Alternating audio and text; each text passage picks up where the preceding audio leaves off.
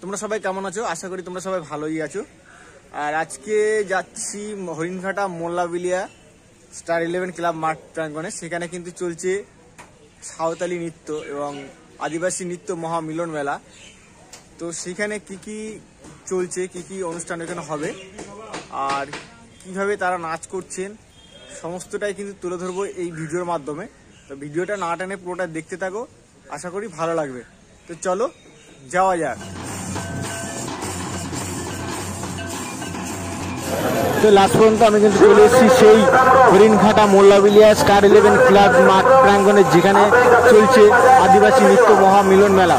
তো একে একে কিন্তু এভাবে কিন্তু ওনারা আসছেন মাদল এবং ধামসা বাজিয়ে। তো এরকমভাবে কিন্তু নাচতেন, নৃত্য করতে করতে কিন্তু প্রবেশ করছেন সেই নৃত্যের যে মাঠ, সেই মাঠে। আর এই মেলাটা মূলত আমাদের সোজা রাতের পরের দিন এবং উল্টো রাতের পরের দিন কিন্তু হয়ে থাকে। প্রচুর মানুষ এখানে এসছেন আর এইদিকে কিন্তু চলছে সেই নৃত্য অনুষ্ঠান। তোমাদেরকে আমি জানার চেষ্টা করছি, আমি পরে তোমাদেরকে কাছে গিয়ে দেখাবো।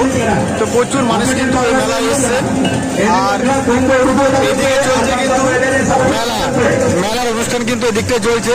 তো প্রচুর দোকানপাট কিন্তু এসছে এই মেলাতে আর প্রচুর মানুষ কিন্তু আসছেন।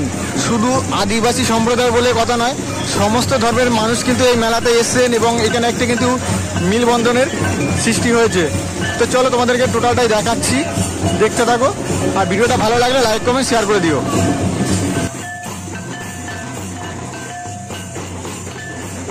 তো এনারা কিন্তু সত্যি একটা অপূর্ব, কিন্তু এনাদের যে ড্রেস বা সাজ পোশাক বলা যায়, তো খুবই সুন্দরভাবে কিন্তু ওনারা এসছেন এই ধামসা মাদল বাজাতে বাজাতে। ওনারা কিন্তু টোকা মাথায় দিয়ে এসছেন, তোমরা দেখতেই পেলে।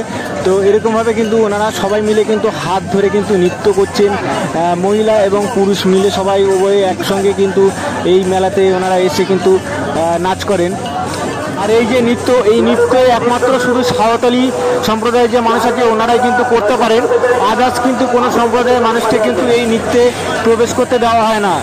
যত কিন্তু বেলা বাড়ছে তত কিন্তু মানুষের ঢল কিন্তু আস্তে আস্তে আরও বেশি বেড়ে যাচ্ছে। আশা করা যাচ্ছে এরপরে কিন্তু আরও মানুষের ভিড় বাড়তে পারে।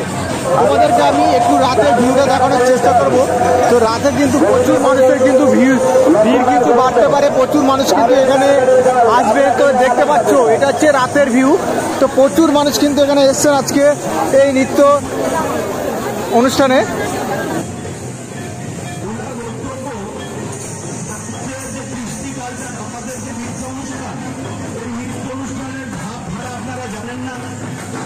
দর্শন করবেন, শ্রবণ করবেন, পাশে থাকবেন।